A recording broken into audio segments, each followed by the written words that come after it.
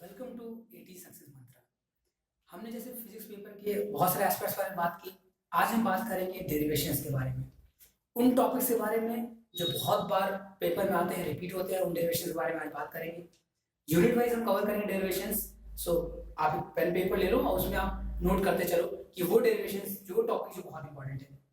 तो देखिए, मैं आपके सामने कुछ लिखा है बोर्ड पे, वो है यूनिट वन।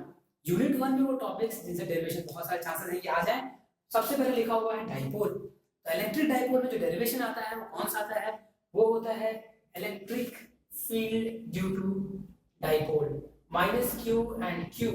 अगर एक इलेक्ट्रिक डाइपोल है प्लस क्यू, तो इसकी वजह से एक्सियल पॉइंट पे कितना होगा इलेक्ट्रिक फील्ड, ये फाइंड करने को आपको आता है डेरिवेशन में। या फिर इक्वेटोरियल पॉइंट पे क्या होगा इलेक्ट्रिक फील्ड, आपको ये फाइंड करने को आता है। नाउ वंस अभी तक मुझे लगता है कि आपने ये प्रूविंग कर ली होगी। अगर आपने नहीं की है तो इंश्योर की प्रूविंग जरूर कर लो आप, क्योंकि कहीं ना कहीं से प्रूविंग हर बार चांसेस रहते हैं जरूर आता है, इसमें कोई एक जरूर आ सकता है। सो मेक श्योर कि आप प्रूविंग कर लें। इसके अलावा दो और प्रूविंग जो है डाइपोल में आती है, वो क्या है? एक तो है tau is equal to v cross e। Now this is the proving which will talk about the torque in a dipole. इसकी प्रूविंग बहुत सिंपल सी आसानी से की जा सकती है। इसके अलावा एक और प्रूविंग है, वो है potential energy due to a dipole. Dipole की पोटेंशियल एनर्जी कितनी होगी अगर एक डाइपोल रखा हुआ है इलेक्ट्रिक फील्ड में, यूनिफॉर्म इलेक्ट्रिक फील्ड में, वहां एक डाइपोल रखा हुआ है और आपसे बोला गया कि आप फाइंड करो कि इसकी पोटेंशियल एनर्जी कितनी होगी अगर इसको रोटेट कर रहे हैं किसी पोजीशन पे। Now angle could be anything, 90 degree, 180 degree, अलग अलग कॉन्सेप्ट्स बनते हैं। तो इसमें कॉन्सेप्चुअल क्वेश्चन बनता है टॉर्क एंड इस पे। जब आप प्रिपेयर कर रहे हो इसकी प्रूविंग, तो कॉन्सेप्चुअल क्वेश्चंस के साथ प्रिपेयर करो, क्योंकि अगर कॉन्सेप्चुअल क्वेश्चन प्रिपेयर कर लोगे तो अगर प्रूविंग नहीं भी आती है तो कॉन्सेप्चुअल क्वेश्चन आ जाएगा। तो अगर मैं कहता हूं कि टॉपिक इंपॉर्टेंट है, इसलिए कह रहा हूं कि अगर प्रूविंग नहीं आती है तो कॉन्सेप्चुअल क्वेश्चन आएगा, और अगर आपने प्रूविंग कर ली है तो पक्का कॉन्सेप्चुअल क्वेश्चन कर सकते हैं, क्योंकि प्रूविंग से रिलेटेड होता है conceptual question. Okay, so now next topic is Gauss theorem. Gauss theorem, एक चीज ध्यान रखिए, गॉस थ्योरम की प्रूविंग आपके सिलेबस में नहीं है। क्या है इसका स्टेटमेंट? तो इसका स्टेटमेंट आपको पता होना चाहिए। गॉस थ्योरम का स्टेटमेंट क्या होता है? तो flux phi is equal to q upon epsilon naught, ये होता है गॉस थ्योरम का एक्सप्रेशन। इससे कॉन्सेप्चुअल क्वेश्चन बनते हैं, और इसमें ध्यान ये रखना होता है the charge you are talking about is a charge inside the sphere और इनसाइड द क्लोज्ड सरफेस। अगर किसी क्लोज्ड सरफेस के बारे में बात की जा रही है तो नाउ इसके एप्लीकेशंस है जो आपको प्रूव करना है। क्या क्या एप्लीकेशन है? तो एक तो है आपको लाइन चार्ज की वजह से प्रूव करना है electric field at any point, दूसरा है शीट की वजह से प्रूव करना है, और तीसरा है स्फीयर की वजह से प्रूव करना है। नाउ स्फीयर वाले में दो केस हो सकते हैं। दूसरा केस कभी कभी ध्यान देना होता है, बिकॉज शायद हमसे स्किप हो जाता है। वो क्या है? Conducting sphere and non conducting sphere. दोनों के केसेस थोड़े से डिफरेंट होते हैं, तो प्लीज मेक श्योर जब स्फीयर कर रहे हो तो इन दो केसेस को अलग से डील करो। ओके, ये हो गया गॉस थ्योरम। एक बार गॉस थ्योरम ये प्रूव करना बहुत इजी है, आप जानते हैं कौन सा सरफेस बनाएंगे, आसानी से सॉल्व हो जाएगा। तो आप आराम से बैठ के इनकी प्रूविंग कर लेंगे पहले, फिर उसके बाद आप हम बात करते हैं पोटेंशियल की। इलेक्ट्रिक पोटेंशियल में प्रूविंग क्या आती है? तो जैसे आपने इलेक्ट्रिक फील्ड निकाला वैसे ही आप निकाल सकते हैं electric potential for a point charge, for a potential inside a sphere.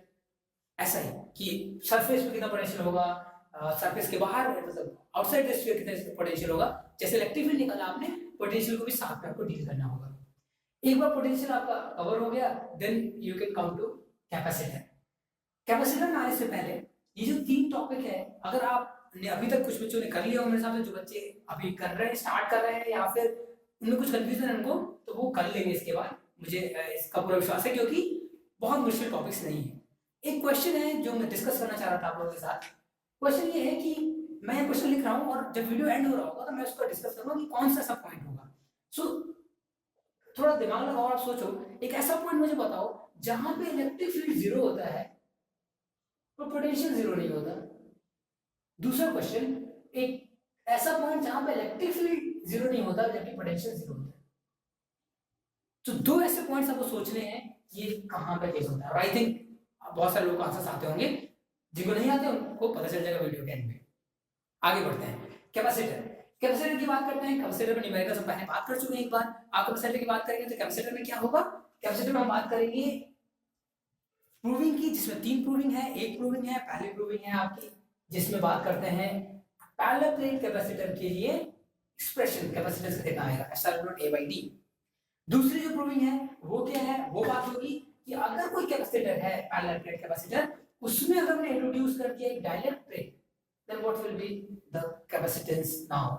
Keep in mind जो प्रूविंग है उसमें पूरी तरह पूरे डी डिस्टेंस जो है पूरे में इंक्लूड नहीं करते हैं डाइलेक्ट्रिक मीडियम, सिर्फ एक स्मॉल डिस्टेंस टी तक इंक्लूड करते हैं। मतलब ना ये प्रूविंग थोड़ी सी इंटरेस्टिंग हो जाती है। सॉल्व कैसे करोगे इसको आप, तो सिर्फ दिमाग में रखना है कि इलेक्ट्रिक फील्ड में चेंज आ जाएगा। अगर हमने यहाँ पे रखा एक डाइलेक्ट्रिक मीडियम, कैसे चेंज आएगा देखो, तो ये कैपिटल ई है यहाँ पे इलेक्ट्रिक फील्ड या ई नॉट है इसके बीच में, जो पहले इलेक्ट्रिक फील्ड थी ऐसा मैंने मान लिया। जैसे डाइलेक्ट्रिक हमने इंट्रोड्यूस किया एक दूसरी इलेक्ट्रिक फील्ड क्रिएट हो जाएगी जो कि इसको अपोज करेगी। सो इस कांसेप्ट को लेकर आपको चलना है और आसानी से इसका एक्सप्रेशन आ जाएगा। लास्ट में वो मैथमेटिकल एक्सप्रेशन कोई अगर ये देख रहा हो कितना लंबा सा मैथमेटिकल एक्सप्रेशन है खास है, वो देखने में सिर्फ इतना डिफिकल्ट लग रहा है, अगर शुरू करो इसको सॉल्व करना, एक लाइन से सॉल्व करना शुरू करो तो बहुत सिंपली आ जाएगा एक्सप्रेशन, कोई दिक्कत नहीं। एक बार यूनिट खत्म हो जाती है तो ये फर्स्ट यूनिट खत्म हो गई, सारे डेरिवेशंस खत्म हो गए। अब बात करते हैं यूनिट 2 की। यूनिट 2 में जो मैं बोलता हूँ कि पूरे किताब में फर्स्ट बुक की अगर बात करूँ तो unit 2 is one of the easiest units.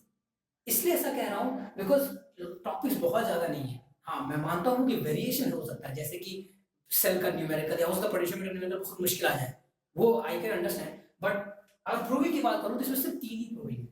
और अगर कहीं भी आपने प्रूविंग अच्छे नहीं प्रिपेयर की, इनकी प्रूविंग जरूर प्रिपेयर कर लो आप, क्योंकि अब मान के चलो ये 3 प्रूविंग तो आप में से एक आना ही आना है किसी भी टर्म्स में। हो सकता है एक नंबर में आ जाए कि right the relation between I and B. क्या क्या प्रूविंग है देखिए। पहला प्रूविंग है I इक्वल टू NAVD। कैसे है क्वेश्चन, तो derive a relation between current and drift velocity and you can derive it. मुश्किल से 5-6 लाइंस की प्रूविंग है, आसानी से हो जाएगी। डिराइव कैसे करेंगे, सो आप एक वायर लेंगे, सिलिंड्रिकल शेप में होगा, फिर उससे आप क्या निकालेंगे, टोटल इलेक्ट्रॉन्स कितने हैं उसमें, फिर ये निकालेंगे टोटल चार्ज कितना है। जब चार्ज निकल गया तो सिंपल क्या होगा देखिए, I इक्वल टू अगर लिखने जाओ तो Q upon T, total charge निकाल लीजिए, टोटल टाइम निकाल लीजिए। अगर एक वायर है L लेंथ का और बोला गया टाइम निकालने के लिए, आपको पता है इसका लेंथ L है और dt स्पीड है, कैसे टाइम निकाल सकते हैं, आपको रिलेशन पता है। टाइम निकल गया, total charge number of electrons total निकल गए, multiply by charge of 1 electron, total charge निकल गया, तो यहां से टोटल करंट आ जाएगा और फाइनल एक्सप्रेशन आ जाएगा। एक्सप्रेशन आसानी से आ जाएगा। इसके बाद ये एक्सप्रेशन है VD वाला, ये इससे पहले आपके बुक्स में ये पहले दिया होगा, ये बाद दिया होगा। ये क्या है, VD एंड इलेक्ट्रिक फील्ड के बीच में आपको रिलेशन फाइंड करना है। नाउ व्हाट हैपेंस कि अगर आप VD एंड इलेक्ट्रिक फील्ड के रिलेशन फाइंड करने जा रहे हैं तो कैसे फाइंड करेंगे, सिमिलरली फिर एक इलेक्ट्रॉन है, एक वायर है, उसमें इलेक्ट्रॉन मूव कर रहा है, उससे रिलेशन फाइंड करेंगे, ये भी आसानी से फाइंड हो जाएगा। इन दोनों के बाद ये वाली प्रूविंग जल्दी बच्चे स्किप कर देते हैं, शायद उसको इतना इंपॉर्टेंट नहीं समझते हैं, लेकिन बहुत सारे चांसेस हैं इस साल कि ये वाले प्रूविंग से क्वेश्चन एक आएगा, कॉन्सेप्चुअल क्वेश्चन बनने के चांसेस रहते हैं। जैसे आपने कहा कि टेम्परेचर बढ़ाने से रेजिस्टेंस बढ़ता है, तो क्वेश्चन इज व्हाई, टेम्परेचर बढ़ाने से रेजिस्टेंस क्यों बढ़ता है, उसका आंसर यहाँ पे, ऐसा क्यों होता है किसी कंडक्टर के लिए। सो आपको जब अगर आप प्रूविंग कर लोगे तो इन दोनों की प्रूविंग की हेल्प से, इन दोनों एक्सप्रेशन की हेल्प से इसकी प्रूविंग होती है। तो इंश्योर ये करो कि पहले ये दोनों कर लो, फिर उसके बाद इसकी प्रूविंग करो, रो की प्रूविंग करो। रो एक बार निकाल लो तो आप ये देखोगे रो एंड टाउ का रिलेशन मिलेगा आपको, और रो और टाउ का रिलेशन से ये प्रूव हो जाएगा कि टेम्परेचर बढ़ाने से रेजिस्टिविटी बढ़ेगी, जिसकी वजह से रेजिस्टेंस बढ़ता है। सो एक बार यूनिट 2 हो गया, सो आपने 2 यूनिट कवर कर लिए, फिर आता है unit 3 and unit 4। So we will talk about the unit 3। और यूनिट 3 में देखिए क्या है, कौन से टॉपिक से जो इससे आप न्यूमेरिकल्स आएंगे। तो देखिए बायो-सेवर्ट लॉ, बायो-सेवर्ट लॉ लिखा है, इससे जो एक ही एप्लीकेशन है, जो सिलेबस आपके बुक में दिया रहता है, एक बार सिलेबस पढ़ा करो आप, तो सिलेबस आप देखोगे कि बहुत एक्सप्लेन करके लिखा रहता है कि कौन सा टॉपिक स्पेसिफिकली आएगा। तो उसमें आप देखोगे लिखा है Biot-Savart law and in application for a circular loop, मतलब कि मैग्नेटिक फील्ड निकालने को आएगा सर्कुलर लूप से with the help of Biot-Savart law. So just prepare that. उसके बाद ampere circuit law, ampere circuit law एक बार पढ़ लिया, बहुत इंपॉर्टेंट है। एम्पियर सर्किट लॉ अपने आप में बहुत इंपॉर्टेंट है, एक्सप्रेशन बहुत इंपॉर्टेंट है। इसके बाद एम्पियर सर्किट लॉ का जैसे गॉस लॉ का आपने एप्लीकेशन किया था, इसका एप्लीकेशन करेंगे। क्या क्या प्रूव करेंगे, तो एक चीज प्रूव करेंगे क्या है कि अगर इन्फिनिटली लॉन्ग वायर है तो उसकी वजह से क्या होगा मैग्नेटिक फील्ड, किसी डिस्टेंस पे, उससे एम्पियर सर्किट लॉ से निकालेंगे। दूसरा, एक सोलेनॉइड में क्या होगा मैग्नेटिक फील्ड सोलेनॉइड की वजह से। ये सब क्या है, किसके अंदर आते हैं, application of Ampere circuit law. कुछ बार ऐसे क्वेश्चन आया हुआ है कि what is Ampere circuit law and write its two application. ये क्वेश्चन 5 मार्क्स में आया हुआ। अगर 5 मार्क्स में क्वेश्चन आया हुआ तो आपको करना क्या है, एम्पियर सर्किट लॉ लिखना है और साथ में दोनों प्रूव करने हैं, जो भी मैंने आपको बोला, सोलेनॉइड और साथ में एक wire, long conducting wire, infinity law. इसके बाद ये जब मैं प्रूव कर लिया, फिर आता है force on moving charge.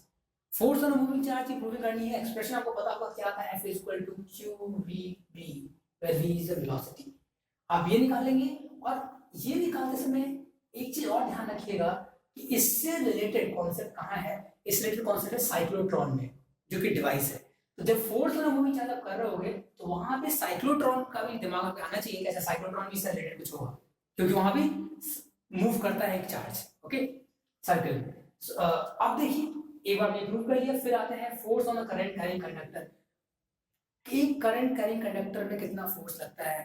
Now think what I am saying. I told you about force on moving charge, force on current carrying conductor, both are different.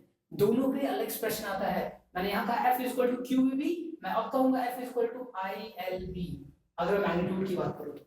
मतलब कि आपको force on a current carrying conductor भी निकालना पड़ेगा।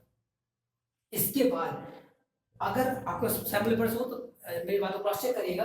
2016 and 2015 दोनों बार ये वाली proving आई है। एक बार 5 मार्क्स में, एक बार डिफरेंट लैंग्वेज चेंज करके 3 मार्क्स में, एक बार 1 मार्क्स में। तो यू कैन थिंक कितनी इंपॉर्टेंट है ये proving, force between two parallel current carrying conductors. क्यों ये इतनी इंपॉर्टेंट प्रूविंग है, क्योंकि इसके साथ एक और एक्सप्रेशन साथ में जुड़ जाता है। वो क्या होता है, अगर दो वायर्स हैं, इनके बीच में कितना, इसकी वजह से यहाँ कितना फोर्स लगेगा, इसकी वजह से यहाँ कितना फोर्स लगेगा, ये निकालना रहता है। बहुत सिंपल सा एक्सप्रेशन है। मैग्नेटिक फील्ड इधर निकल रही, करंट ऊपर जा रही है, तो बताइए कितना फोर्स आएगा यहाँ पे, इसकी वजह से और इसकी वजह से। आप एक बार ये जो 4 प्रूविंग्स है उसमें से इस प्रूविंग पे बहुत ज्यादा फोकस करना है। एक बार उसे प्रूव कर लिया, expression force per unit length expression आ गया। फिर उसके बाद क्या प्रूव करना है, या फिर क्या क्वेश्चन अटैच होते हैं साथ, define 1 ampere. Now define 1 ampere using this derivation. जब इसको एक्सप्रेशन देखोगे, एक्सप्रेशन जब डिराइव करोगे तो फाइनली आप 1 एम्पियर का डिफरेंशियल देख सकते हो। उससे क्या आएगी कि अगर कोई पैरेलल कंडक्टर्स रखे हुए हैं 1 मीटर अपार्ट रखे हुए हैं, तो जो फोर्स उनके बीच में लगेगा वो लगेगा 2 × 10⁻⁷ न्यूटन। तो 2 × 10⁻⁷ न्यूटन लगेगा और उसमें जो करंट फ्लो करेगी that will be called as 1 ampere. तो that will be differential 1 ampere. So दोनों प्रिपेयर करो। हो सकता है पूछ ले directly what is the differential for 1 ampere. So आपको जब डिफाइन करोगे तो इसकी हेल्प से डिफाइन करो। Then we will move forward.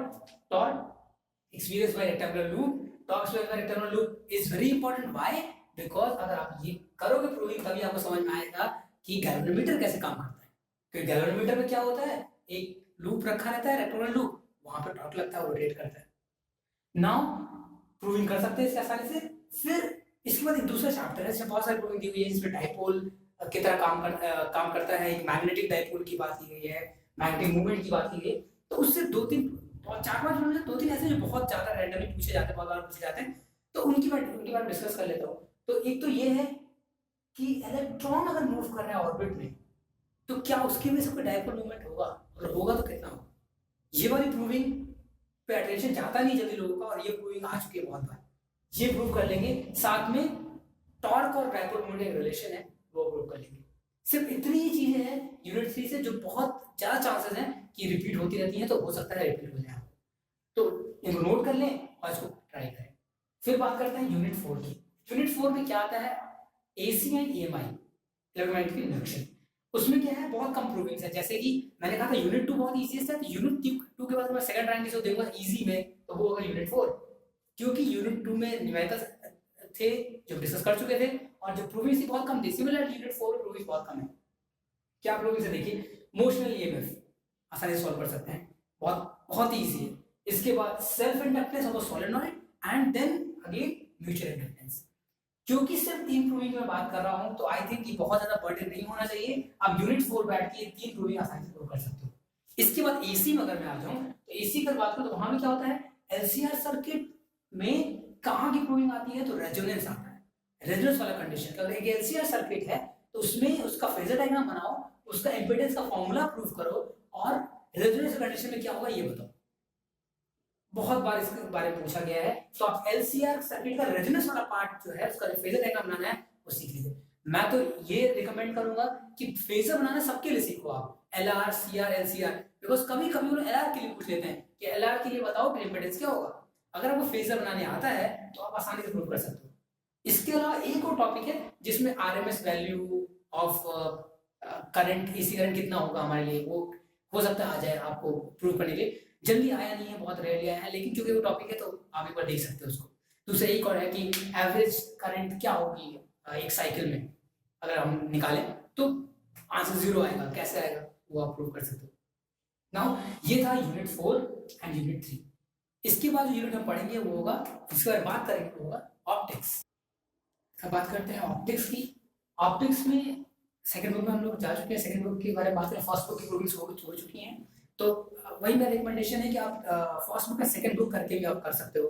कि फर्स्ट बुक के एक बार प्रिपेयर कर लिया आपने 2-3 दिन में, फिर सेकंड बुक प्रिपेयर कर लिया 2-3 दिन में, और ये सारी प्रूविंग से मैं बात करूँ टाइम निकाल के 2 घंटे या 1 घंटे और आसानी प्रिपेयर कर सकते हो। ऑप्टिक्स को भी ब्रेक कर सकते हैं ray optics and wave optics में।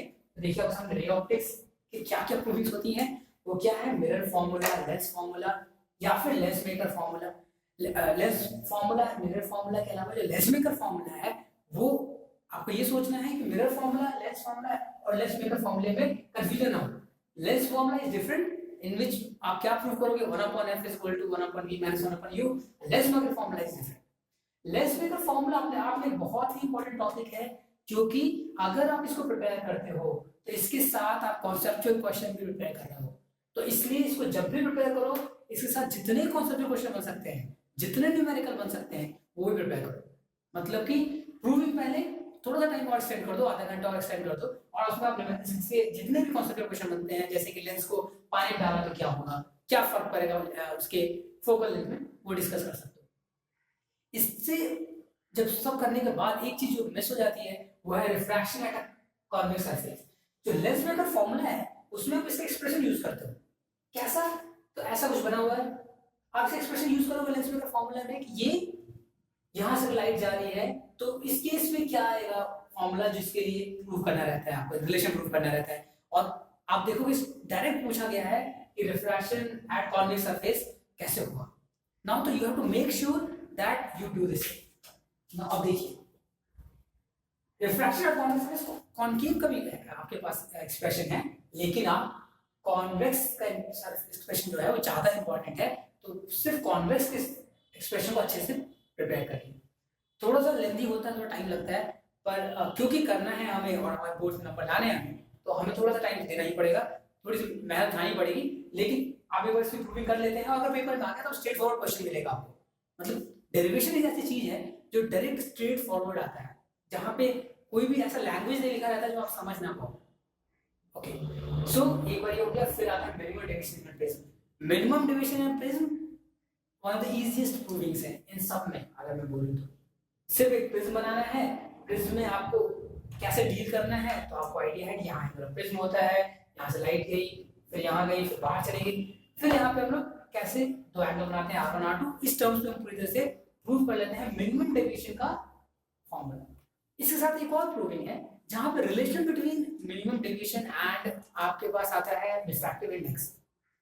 ध्यान आप ये रखना कि वो जो एक्सप्रेशन आता है म्यू वाला एक्सप्रेशन जो आप प्रूव करते हो, वहां क्या ध्यान रखना है कि ये एक्सप्रेशन सिर्फ वैलिड है स्मॉल एंगल के लिए। मतलब कि अगर क्वेश्चन में मेंशन है कि जो प्रिज्म है उसका एंगल स्मॉल है तभी वो एक्सप्रेशन यूज कर सकते हो, अदरवाइज वो यूज नहीं कर सकते।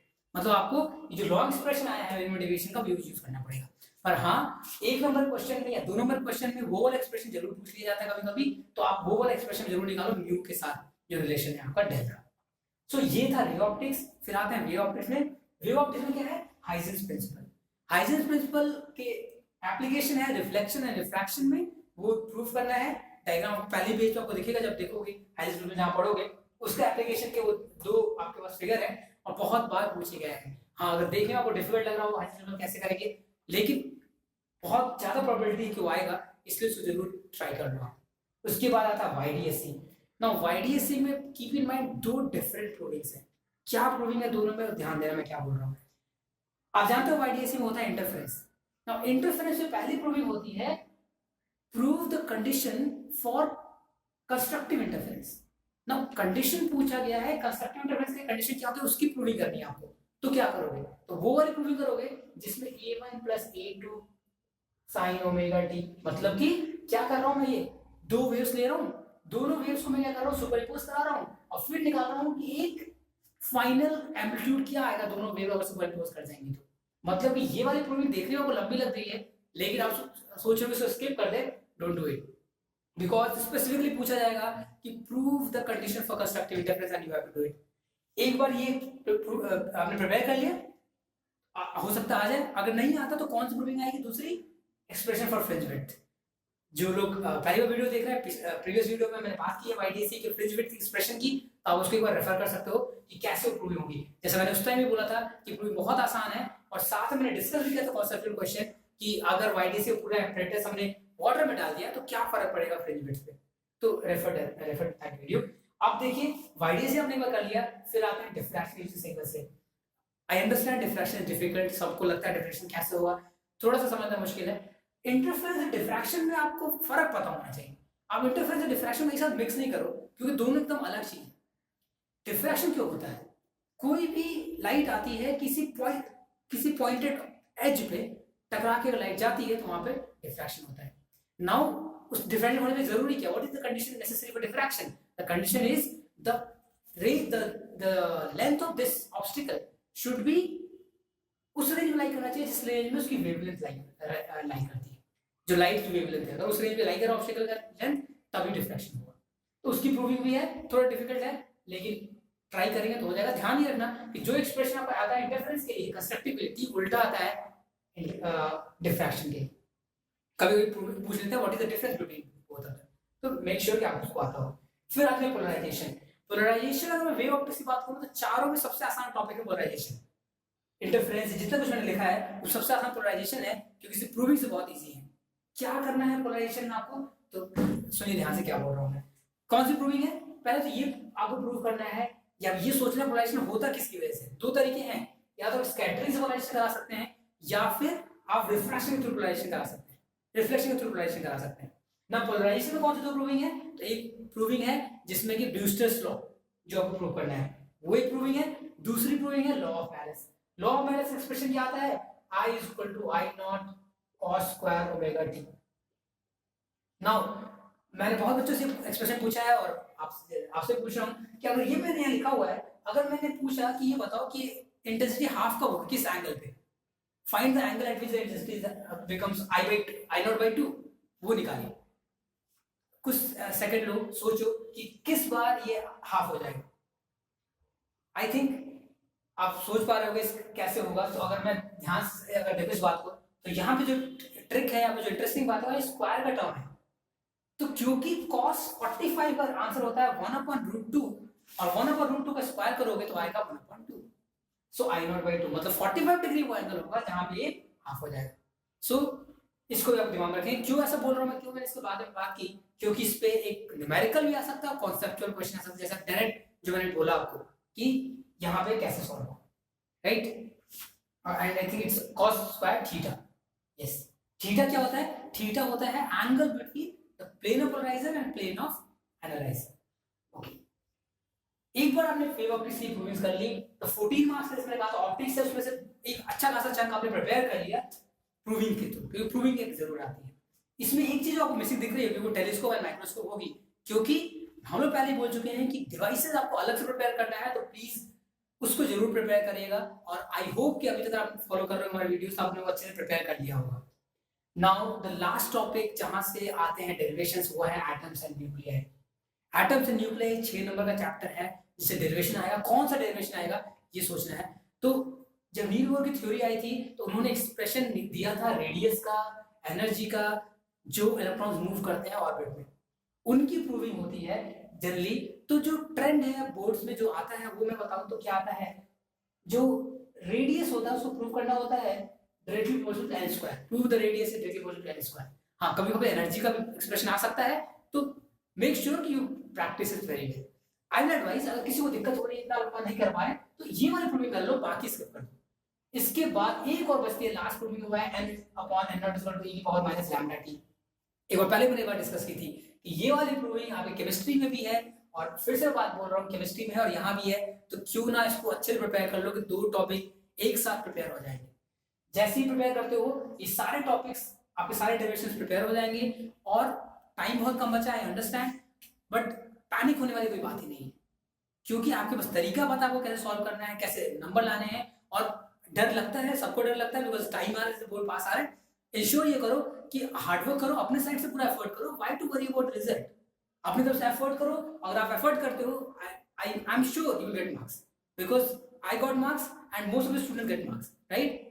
हम सब डर रहे थे, टाइम ऐसा था, but we get marks. So be happy, खुश रह के प्रूविंग करो। और जैसा मैंने कहा था कि ये लास्ट में क्वेश्चन है जिसको डिस्कस करना था मुझे, तो आई होप कि बहुत सारे लोगों ने आंसर उसका निकाल दिया होगा। और हम चाहते हैं कि आप थोड़ा सा और एफर्ट करो, आपने निकाला होगा, अच्छी बात है। कमेंट्स में आप इसके जरा आंसर हमें दो कि क्या होगा इसका आंसर, और नेक्स्ट टाइम अगर नेक्स्ट वीडियो जब डालेंगे उसमें इसका आंसर डिस्कस करूँगा। Thank you so much.